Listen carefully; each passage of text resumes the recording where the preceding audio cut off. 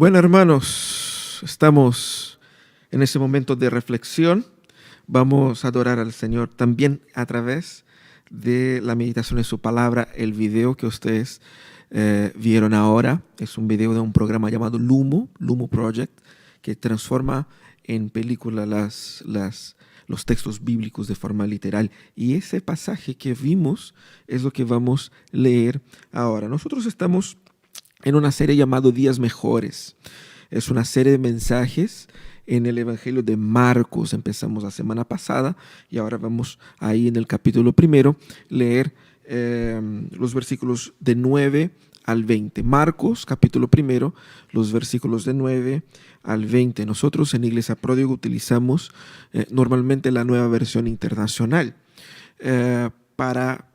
por un tema de facilidad de lectura, ¿no es cierto? Nos facilita un poco la lectura, así que usted puede acompañar aquí en la pantalla, usted puede abrir también su propia Biblia en ese texto de Marcos, capítulo 1, versículos 9 al 20, que es el texto que fue reflejado en esa película que recién vimos. Dice así la palabra de Dios. En esos días llegó Jesús desde Nazaret de Galilea y fue bautizado por Juan en el Jordán. Enseguida, al subir del agua, Jesús vio que el cielo se abría y que el Espíritu bajaba sobre él como una paloma. También se oyó una voz del cielo que decía: «Tú eres mi Hijo amado, estoy muy complacido contigo». Enseguida, el Espíritu lo impulsó a ir al desierto, y allí fue tentado por Satanás durante 40 días. Estaba entre las fieras, y los ángeles le servían. Después que encarcelaron a Juan, Jesús se fue a Galilea a anunciar las buenas nuevas de Dios. Se ha cumplido el tiempo, decía. El reino de Dios está cerca. Arrepiéntanse y crean en las buenas nuevas. Pasando por la orilla del mar de Galilea, Jesús vio a Simón y a su hermano Andrés, que echaban la red al lago, pues eran pescadores. «Vengan, síganme», les dijo Jesús, «y los haré pescadores de hombres». Al momento dejaron las redes y los siguieron. Un poco más adelante vio a Jacobo y a su hermano Juan, hijos de Zebedeo, que estaban en su barca remendando las redes. Enseguida los llamó y ellos, dejando a su padre Zebedeo en la barca con los jornaleros, se fueron con Jesús. Oremos una vez más. Señor amado, nosotros estamos reflexionando sobre tu palabra revelada.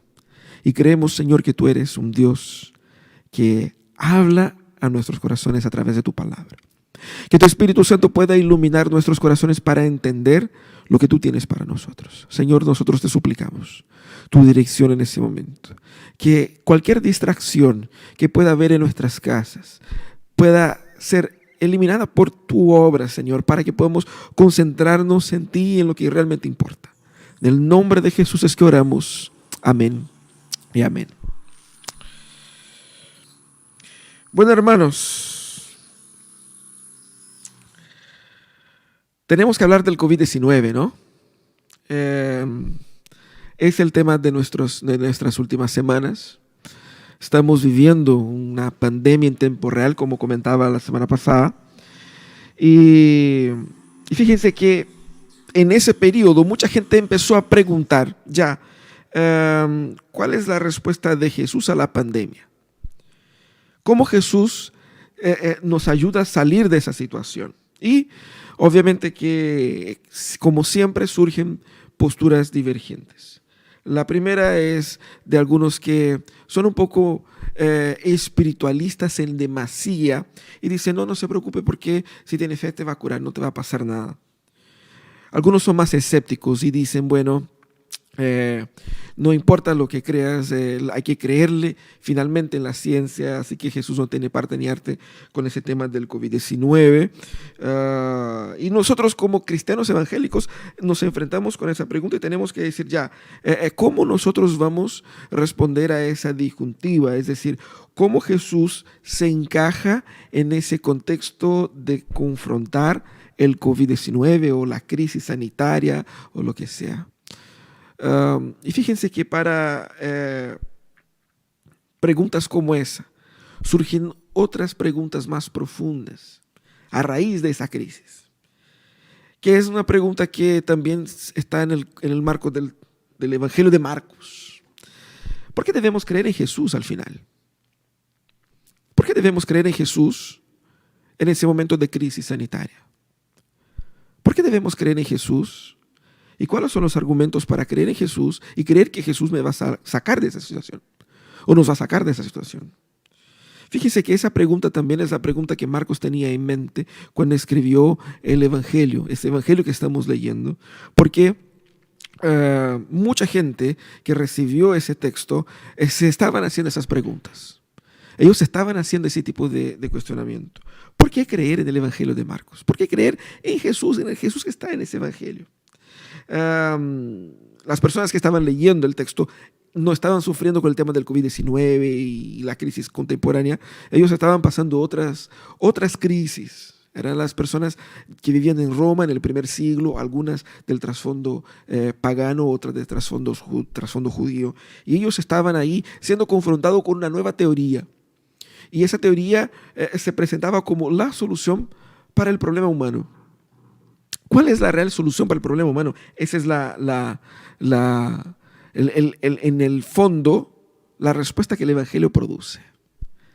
Por eso es muy importante meditar en esa pregunta. ¿Por qué debemos creer en Jesús? Es por eso que Marcos escribe ese texto como escribe. Y vimos la semana pasada, viene el inicio, así como que el anuncio de Juan Bautista. Y hoy día vamos a ver un poco los primeros pasos que da el evangelista Marcos cuando escribe ese texto, como que para mostrar las justificativas básicas, las credenciales de Jesús para que podamos creer en Él. Quizás usted en su casa estaba pensando, bueno, pero yo ya creo en Jesús. Yo soy cristiano muchos años. Yo tengo una relación con Jesús. Y resulta que cuando somos confrontados por personas que piensan de manera diferente a nosotros, ¿por qué usted cree en Jesús? A veces damos respuestas bastante superficiales. Les decimos, bueno, es que para mí es una verdad. Para mí me transformó y damos una respuesta que está basada en nosotros. Pero si Jesús es una verdad objetiva y absoluta, la solución a esa pregunta, la respuesta a esa pregunta no está en lo que yo pienso, en lo que yo creo y en lo que yo he vivido, sino que está en Él. Eso es lo que Marcos quiere hacer. Él quiere, a través de su evangelio, mostrar Jesús y decir, mira, este Jesús. ¿Y por qué deben creer en Él? Míralo. Porque si lo ven, tal como Él se presenta, ahí van a encontrar todas las razones para creer en Jesús. Eso es lo que hace Él en este evangelio. Y en esos versículos que hemos leído, en el primer capítulo, Marcos muestra de forma muy rápida 3 instancias que otros evangelistas dedican un poquito más de tiempo. Eventos fundamentales, eventos clave en el ministerio de Jesús. El primero es el bautismo. Jesús fue bautizado por Juan allá en el río Jordán. Y ese bautismo fue especial porque hubo una revelación trinitaria del Padre, el Hijo y el Espíritu Santo testificando la personalidad de Jesús. En segundo lugar, y fíjense que Marcos es bien objetivo, él simplemente Jesús fue bautizado y Dios habló y chao. Después, de una forma aún más resumida, él describe la tentación de Jesús. El evangelista Mateo pone mucho más detalles en cómo fue esa tentación, pero aquí vemos de una forma muy objetiva. Jesús fue tentado, pero no fue vencido. Y el tercer momento es efectivamente el inicio práctico del ministerio de Jesús, cuando Él empieza a reclutar sus discípulos. No meramente discípulos de una forma general, porque Él estaba predicando, pero de una forma específica, formando un grupo para ser aquellos que lo iban a seguir y lo iban a aprender de Él para ser entonces sus profesores a futuro. Ese es el contexto del Evangelio de Marcos. Y Marcos construye eso de una forma muy rápida para que quedara impregnado en la mente de los lectores allá en Roma y también para nosotros, que Jesús es la persona correcta en los tiempos de crisis. Bueno, podemos decir que Jesús es la persona correcta para todos los tiempos, no solamente para los tiempos de crisis. Pero los tiempos de crisis nos hacen reflexionar sobre prioridades, sobre soluciones y buscamos una persona que nos pueda efectivamente salvar. Eso es lo que falta.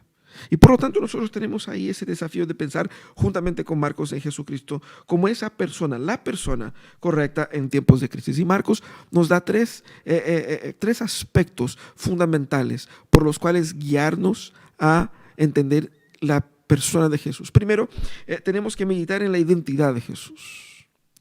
¿De qué estamos hablando? El evento del bautismo apunta a eso.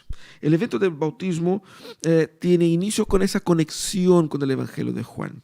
Y es interesante porque nosotros cuando miramos el texto bíblico vemos que él trata de una forma bien breve el evento mismo del bautismo, pero fíjense que Juan bautizaba un bautismo de arrepentimiento. Y Jesús va hacia Juan. Jesús se sujeta a Juan y es bautizado por Juan. Ese mismo Juan que, como vemos en el Evangelio de Mateo, en un principio se rehusaba en hacerlo porque es el Señor del mundo, el creador de todas las cosas. ¿Y cómo viene a ser bautizado por mí? Yo necesito ser bautizado por ti. Pero Juan entiende que lo que hacía Jesús era necesario porque ¿qué es lo que estaba haciendo Jesús ahí en ese momento? Identificándose con los pecadores. Porque ¿qué es lo que estaba haciendo Juan? Mira qué irónico. Juan estaba bautizando por el perdón de los pecados. ¿Quién era Jesús? Como él mismo dijo, según el Evangelio de Juan, de otro Juan, no de este Juan, otro Juan relatando el relato este. Él dijo, ese es el Cordero de Dios que quita el pecado del mundo. El Cordero de Dios que quita el pecado del mundo fue bautizarse en un bautismo para perdón de pecados. ¿Qué hacía Jesús entonces con eso? Primero, él estaba representando, identificándose con los pecadores, pero al mismo tiempo, él era el perdón. Porque fíjense ustedes, Juan bautizaba para perdón de los pecados, pero no era el bautismo que perdonaba. No era Juan quien perdonaba. No era ni siquiera la buena onda de la gente humillándose ahí ya. El perdón verdadero era producido o sería producido eficazmente a través de la vida de Jesús, a través de la obra que Jesús realizaría. Por lo tanto, nosotros vemos en ese texto el mensaje que Jesús da a todos los pecadores como nosotros, de que Él se hizo como nosotros. Pero a la vez, Él era el mismísimo perdón ahí presente. Qué hermoso ver cómo Jesús a través de ese bautismo se identifica con nosotros y presenta también a nosotros la misma solución. Él era el mismísimo perdón de los pecados. Y fíjense que el segundo objetivo de este bautismo, además de se identificar con los pecadores, era de ser revelado por el Padre. Jesús no se presentó en un primer momento como llegué, aquí estoy, yo soy, así que créanme, esto es lo que soy, y dando así con todo ante la gente. ¿Qué hace? ¿Cómo Dios hizo las cosas? A través de ese momento, en ese bautismo, una voz viene del cielo y Jesús la escucha. Eso es lo que dice Marcos. Jesús escucha la voz del Padre que decía, este es mi Hijo amado y yo lo amo, o yo tengo complacencia en él. En el texto en griego, el énfasis está en la identidad. Este es mi Hijo. Y en la calidad, es amado por mí. Es mi Hijo y es amado por mí. En ese momento tenemos Jesucristo, la segunda persona de la Trinidad, el Dios encarnado, saliendo del agua. Y tenemos una voz de la primera persona de la Trinidad, el Padre, testificando la identidad del Hijo. Y en ese mismo momento el Espíritu Santo, la tercera persona de la Trinidad, reposando sobre Jesús, ungiendo a Jesús, capacitando a Jesús para su obra. Ahí ustedes van a decir, bueno, pues Jesucristo no era Dios, ¿para qué necesitaba de la capacitación del Espíritu Santo? Como sabemos, Jesucristo sí era 100% Dios, pero también 100% hombre. Luego vemos que el Espíritu Santo capacita también o actúa también en este Jesús humano. pero sobre todo es visiblemente marcándolo como este es el Cristo. Este es aquel que, como dijo Juan Bautista, quita el pecado del mundo. Este es. Tiene el testimonio no solamente suyo, no solamente el testimonio de Juan, como vimos la semana pasada, pero del Padre y del Espíritu. Por lo tanto, cuando pensamos aquí en el bautismo de Jesús, pensamos en la identidad de Jesús siendo revelada. El bautismo apuntaba a esta unción, a esta designación de Jesús. Ahora, eso es lo que dice el Padre sobre Cristo. La pregunta es, ¿qué decimos nosotros sobre la identidad de Jesús? ¿Por qué la identidad de Jesús es importante? ¿Por qué es importante hablar? Estamos hablando de cosas tan graves como una pandemia a nivel global y aquí estamos hablando de la identidad de Jesús. ¿Por qué eso es importante? Porque reside exactamente en esa identidad las credenciales de Cristo para ser aquel solucionador. ¿Por qué debo creer en Jesús? Porque Jesús es lo que Él afirma ser. Jesús es lo que Juan dijo que Jesús es. Jesús es lo que Dios, el Padre, dijo de Él. Jesús es lo que el Espíritu Santo dijo e hizo en Él. La identidad de Jesús apunta a su autoridad. La identidad de Jesús apunta a su autoridad. C.S. Lewis dice algo muy interesante. Él dice, ahí tenemos entonces la persona de Jesús. Si una persona como Jesús, mucha gente dice, bueno, yo creo en Jesús como un gran hombre, como un gran sabio, pero no como Dios. Él dice, ese tipo de postura es una postura completamente incoherente. Porque si Jesús es lo que Él dijo ser, si vemos lo que Él dijo sobre Él, lo que dijeron sobre Él y lo que Él hizo, o era un loco, maníaco, o era Dios. No hay dos opciones, no hay una opción intermedia. No era un sabio solamente, tendría que ser Dios.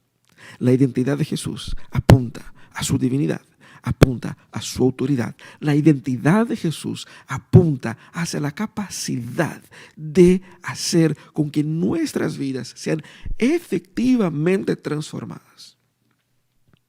¿Sabe por qué muchas veces nuestra relación con Jesús es una relación pobre? Porque nuestra comprensión de quién es Jesús es pobre. Nuestra comprensión de su poder, de su carácter, nuestra comprensión de su ser. Nos hemos acostumbrado con una imagen muy diminuta, muy reducida, muy pobre de Jesús. Un Jesús para llevar en el bolsillo, un Jesús amigui, un Jesús compañero, un Jesús brother, un Jesús, pero no el Cristo.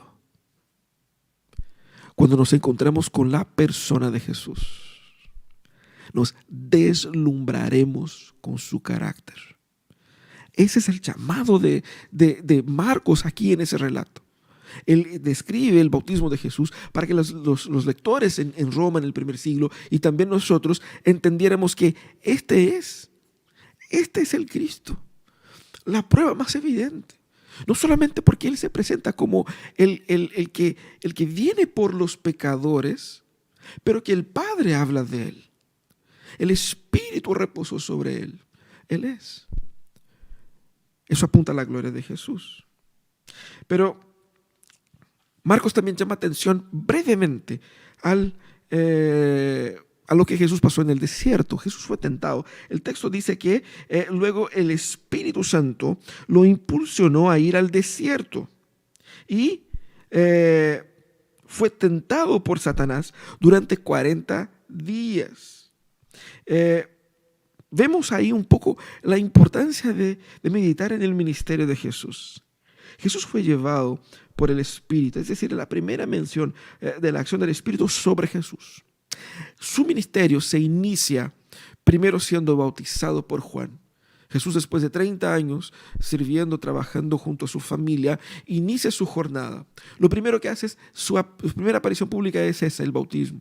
Pero luego tiene su primera acción solo, ya después del bautismo, que es el tiempo en que fue tentado en el desierto. 40 días de ayuno y de oración y de tentación.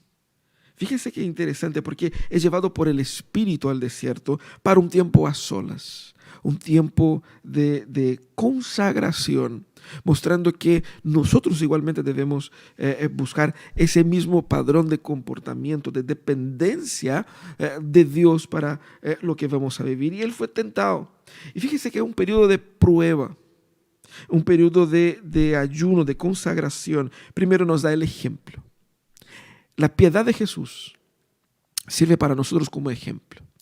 La vida de oración, la vida de consagración de Jesús es digna de ser imitada. Es para eso. Pero también ese momento de tentación apunta hacia una victoria simbólica en aquel momento, de una victoria eficaz y efectiva que consumaría en la cruz. Todos los evangelios escriben cada versículo, cada capítulo, cada evento, teniendo el evento de la cruz como referencia. Es cruz referente. Cuando vemos aquí Jesús siendo tentado por Satanás, Satanás estaba tratando de alejar a Jesús de su propósito. Y el propósito de Jesús era de entregar su vida por la vida de los pecadores. Vemos aquí entonces cómo Jesús encarna o cómo Jesús inicia su ministerio. Él inicia su ministerio de una forma gloriosa, ya venciendo a Satanás. La victoria de Jesús en el desierto apuntaba a la victoria de Jesús en la cruz. Esa era su obra. Esa era su obra. La obra de Jesús es victoriosa desde el día 1. No es como esas batallas que vemos de Rocky, los que son grupo de riesgo, ¿sabe? ¿No es cierto? Todas las películas de Rocky Balboa, ¿no es cierto? Ahí los años 80, 90, pasábamos las tardes ahí viendo todas las Rocky 1, 2, 3, 4, 5. Bueno, en esas películas el tipo sufría por 1 hora y media y pegaban a él, pegaban. Pero en el último momento viene con un puñetazo y ya y algo sucede y viene el fondo musical y todos nos emocionamos y ahí Sylvester Stallone logra vencer a un tipo gigante, inmenso y sale victorioso. Mucha gente piensa que el evangelio es así, pero no es así. El evangelio es victorioso desde el día 1. El evangelio es victorioso desde el día 1. Aunque no parezca, pero no parece porque no ha sido escrito por nosotros. No ha sido escrito por nosotros, ha sido escrito por Dios. Pero Él va mostrando en eventos como ese la victoria. La victoria de Jesús sobre el Satanás muestra la victoria nuestra. ¿Por qué? Porque Cristo venció, nosotros vencimos con Él. Porque Cristo venció, nosotros hemos sido protegidos por esa victoria. Es por eso que si estamos en Cristo, Satanás no nos puede alcanzar. Aunque la vida es llena de tentaciones, es llena de presiones, y quizás usted mismo en ese momento está viviendo un periodo de profundas tentaciones en sus vidas. Recuerden de este evento que resume el ministerio de Jesús. Jesús venciendo a Satanás para que nosotros pudiéramos tener victorias también.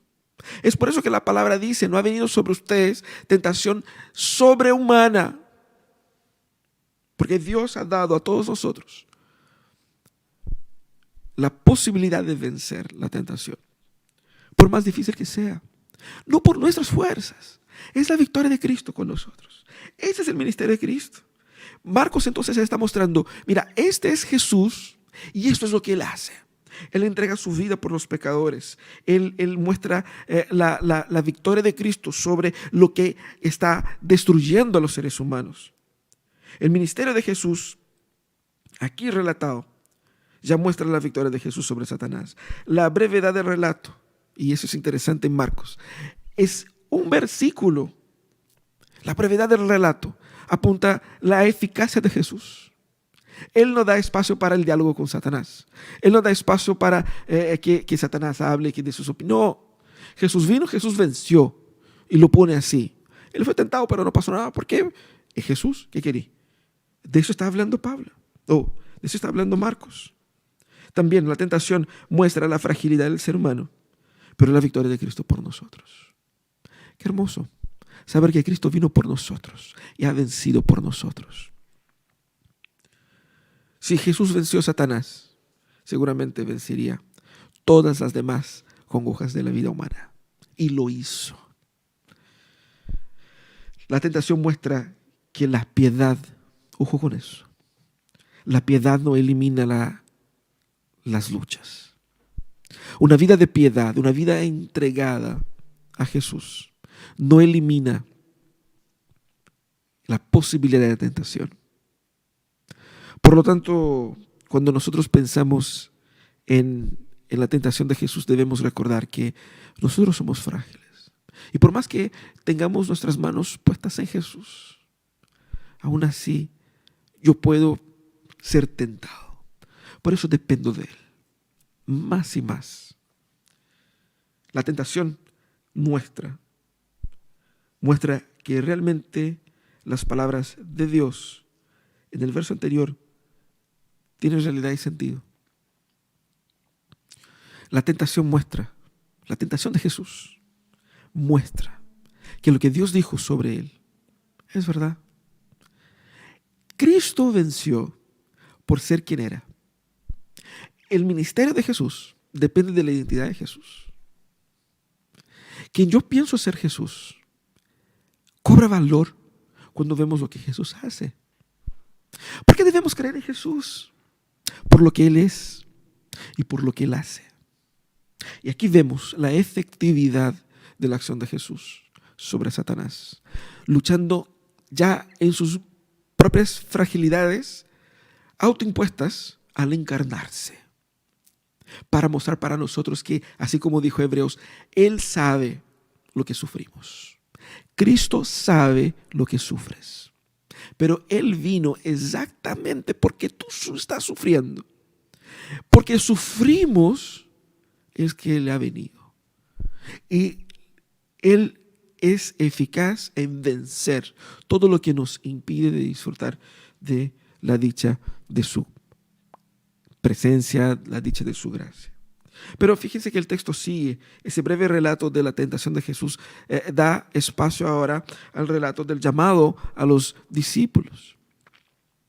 Y estamos hablando aquí, ¿por qué creer en Jesús? Porque Jesús es el hombre correcto en el momento de crisis. Tenemos ahí en el primer siglo Juan predicando, llamando a las personas a un nuevo avivamiento, a que se arrepientan. Y las personas están así como cuestionando sus emociones espirituales. Están cuestionándose unos a otros. Y empieza a haber un mover espiritual en el pueblo de Israel, ahí en la región, tanto de Judea como en Galilea, más al norte, de donde era Jesús, o de donde fue criado al menos. Y entonces después de la como dice el texto, después del encarcelamiento de Juan, Jesús deja la región de Judea, que era más al sur, y sube hacia su antigua región, la región de Galilea, una región de mayor pobreza, una región que podemos decir era la periferia de la época. Los judíos tradicionales, los judíos de renombre, ellos eran los judíos de Jerusalén, pero había judíos que vivían más al norte, en regiones de más escasos recursos y también de escasa importancia en realidad, y ahí es donde Jesús fue criado, en esa región, y Jesús regresa para allá, y en esa región había un lago inmenso que era llamado el Mar de Galilea, o el lago, por eso el nombre es un poco exagerado. Mar de Galilea era un lago, ¿cierto? Que estaba al norte del territorio ahí de la tierra de los judíos en el primer siglo, y muchos trabajaban ahí en la pesca, en ese lago, en ese Mar de Galilea, que es el ambiente de muchos de los eventos de Jesús en los evangelios. Y Jesús regresa a esa región y empieza a predicar. Fíjese que Él empieza a predicar solamente después de haber sido bautizado, y el bautismo tenía la importancia de ser indicado por Dios el Padre y por Dios el Espíritu ahí. O sea, Él tenía las credenciales espirituales para eso, después de haber sido probado, de haber sido consagrado en el desierto. Ahora Jesús empieza efectivamente a predicar. Y Jesús sale a predicar, llamando a la gente a que creyeran en las buenas nuevas del Evangelio. Él anunciaba, y fíjese qué interesante el anuncio de Jesús. Jesús predicaba llamando a la gente a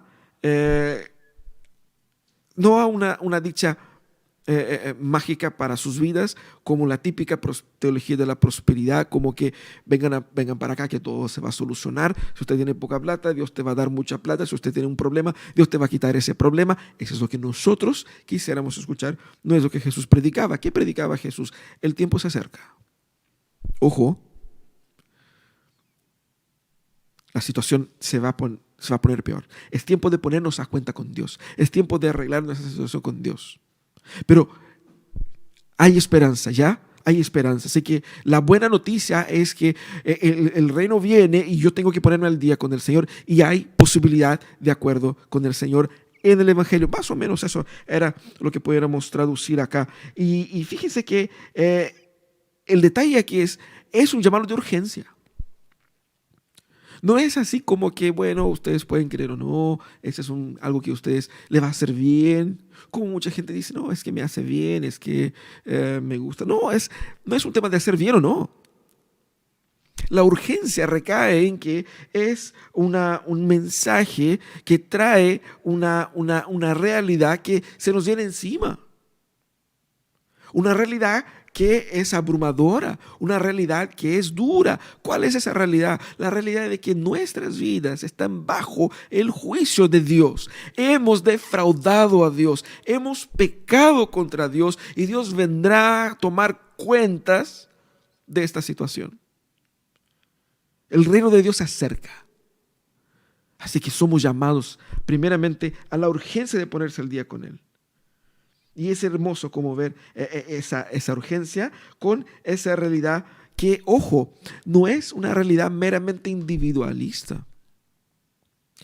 El llamado de Jesús no es simplemente para que mejoremos nuestras vidas aquí en ese planeta.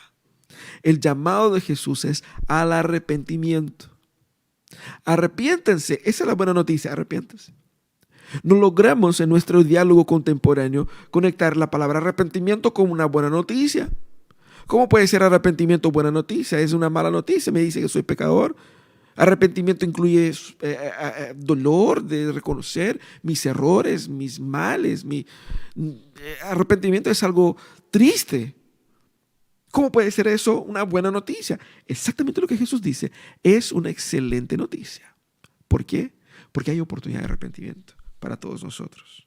Y ahí en ese contexto es donde Jesucristo llama a sus discípulos, sus primeros discípulos. Es hermoso cómo Jesús lo hace. Primero, Jesús llama a estos hombres, comenzando por Simón. No el Simón de la Feña. No sé si se está conectado ahí. Un abrazo, Simón. No el Simón de la Feña, el Simón Pedro. Aquí es llamado Simón, posteriormente va a ser llamado de Pedro, Cefas, ¿no? Como aparece en algunos textos. Simón y su hermano, ellos estaban trabajando. Todos ellos eran pescadores. Todos ellos estaban trabajando. Lo que podemos decir entre paréntesis que Jesús no llamó a ser discípulos suyos a ninguno de los que estaban ociosos. Dejo ahí nomás el dato para que reflexionen. Bueno, Jesús llama a estos hombres y los llama desde sus labores. Se presume acá que ellos ya habían escuchado del mensaje de Juan. Ellos creían el mensaje de Juan. Ellos fueron tocados ya y fueron preparados. Es decir, cuando Jesús empieza a predicar, ellos ya estaban convencidos de que sí, ese parece ser el Cristo. Ese debe ser el Cristo. Entonces hay obviamente aquí la premisa de una creencia inicial en que Jesucristo podría ser efectivamente el Mesías. Obviamente que la idea, el concepto de Mesías sería redimensionado, rediseñado en la cabeza de ellos durante los 3 primeros años de ministerio, o los 3 años de ministerio con Jesús. Pero ellos son llamados a entender que hay un privilegio acá. Y es interesante porque el llamado de Jesús no es hacer así como meros seguidores. El llamado aquí es de entrar en una relación rabino-aprendiz. Esa relación era una relación muy especial porque funcionaba con los rabinos tradicionales cuando ellos seleccionaban los mejores de los niños en la casa ahí de los 12, 13 años para que fueran sus aprendices, sus discípulos. Y eso implicaba una vida dedicada acompañando a ese rabino específicamente para aprender todo de su doctrina, de su teología, de su pensamiento, para que futuramente ellos fueran los propagadores de ese punto de vista.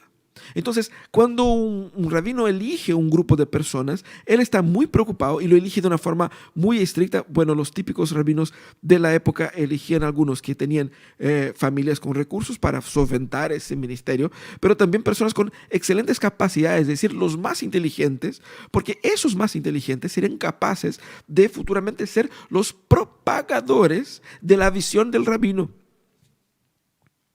No obstante, Jesús llama no a los expertos, no a los teólogos, no a los grandes hombres de grandes recursos, no, ni siquiera llama a jovencitos que normalmente serían adolescentes, preadolescentes, adolescentes. Jesús llama a hombres adultos, hombres ya con familia, hombres con compromiso, contrariando la lógica del pensamiento de la época, pero también proveyendo a ellos un privilegio único. Es decir, el Mesías me llama a mí para ser su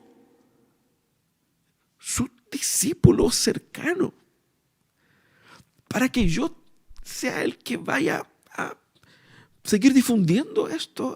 Eso es un privilegio único, eso es un poco el contexto. Por eso que ellos, al entender quién era Jesús, mínimamente, y al vislumbrar lo que Jesús hacía, ellos obedecieron al llamado.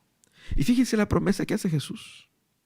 Es muy interesante. Jesús los llama y dice: yo les haré pescadores de hombres. Jesús hace entonces una comparación con la obra que ellos estaban haciendo. Y dice: esa obra es una obra útil, una obra hermosa, pero yo les estoy llamando para hacer una obra que trascende. No solamente, no estoy descalificando esto, pero estoy dando a ustedes la oportunidad de alcanzar personas de forma plena para el reino. Ese es un llamado único en la cabeza de los judíos. Eso era un privilegio único y eso es lo que Jesús hace acá. Fíjense que Marcos está tratando de mostrar que el llamado de Jesús es muy importante y esos hombres dejan todo, dejan sus familias, sus padres ahí trabajando con sus jornaleros y se van y siguen a Jesús inmediatamente.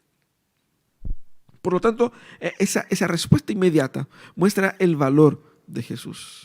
Muestra la importancia del ministerio de Jesús. Aquí vemos, en ese relato, ¿por qué creer en Jesús?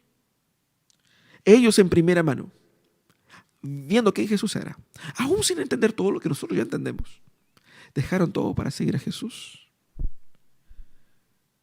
Qué interesante, ¿no? La conexión entre esos tres eventos.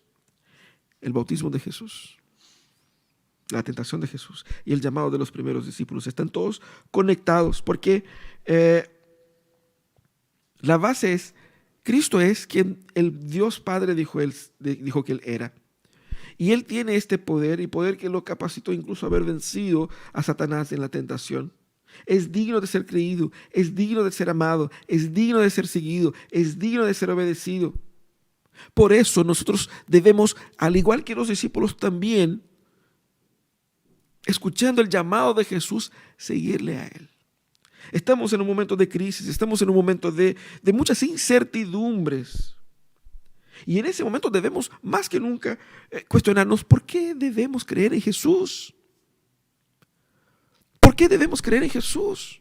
¿Cuáles son las respuestas de Jesús en ese momento? Debemos creer en Jesús porque Él es lo que Dios dijo ser. Él es la respuesta de Dios para el problema humano. Él es Dios mismo acá. Por lo tanto, nuestra tarea es, primera, volver a, si es que ya lo empezaste, pero conocer a Jesús. Porque puede ser que Jesús no sea lo que tú piensas que Él es. Volvamos a ver quién es Jesús de hecho. Porque cuando nos permitimos a redescubrir Jesús en las Escrituras, podemos enamorarnos de un Cristo que es tan diferente del Cristo que yo tenía en mi mente. Un Cristo nuevo, un Cristo vivo, un Cristo que tiene un poder y que me ama de una forma tan profunda y así poder reenamorarnos de Él. Debemos volver a redescubrir Cristo en las Escrituras. Lee las Escrituras. Aprovecha ese periodo de cuarentena. Lee el Evangelio de Marcos. Otro texto, pero busquemos al Señor así. Segundo, nosotros debemos también creer en la victoria de Cristo. Y creer que la victoria de Cristo no es una promesa que está ahí, ya veremos. La victoria de Cristo no es una idea. La victoria de Cristo no es un concepto meramente teológico que nos encaja con la vida real. La victoria de Cristo se encaja exactamente con todos los problemas que estamos viviendo. Y más, la victoria de Cristo no es una promesa, es una realidad. Cuando hablamos de la victoria de Cristo no estamos hablando de teorías, estamos hablando de hechos, de eventos. Eso es lo que nos muestra el Señor. Debemos creer en Jesús, creer en su victoria, creer en la eficacia de su ser y de su ministerio, creer en la obra que Él hizo. Hermanos, hay muchos que dudan de la eficacia de Cristo, porque en momentos de crisis buscan otros salvadores. En momentos de angustia buscan otros solucionadores. En momentos de angustia su esperanza recae en otras cosas. Aún diciendo, no, si yo creo en Jesús, pero, cuando dije ese pero, de ahí en adelante lo que venga, usted puede poner lo que quiera. Debemos creer en la victoria de Cristo. Y por fin debemos tomar la actitud de estos discípulos. Seguir a Jesús. Debemos seguir a Jesús porque seguir a Jesús no es una opción.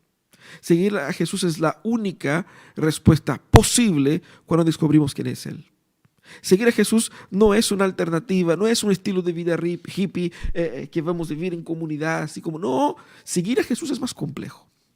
Porque seguir a Jesús significa cuestionar la idea que yo tengo de Cristo. ¿Qué fue lo que pasó con ellos? Ellos se vieron profundamente afectados durante los 3 años con Jesús, porque la idea que ellos tenían de Jesús fue desafiada. La idea de Cristo que ellos alimentaron por décadas fue desafiada. Solamente cuando yo sigo a Cristo es que yo puedo encontrar el Cristo verdadero. No mantengan distancia de Jesús.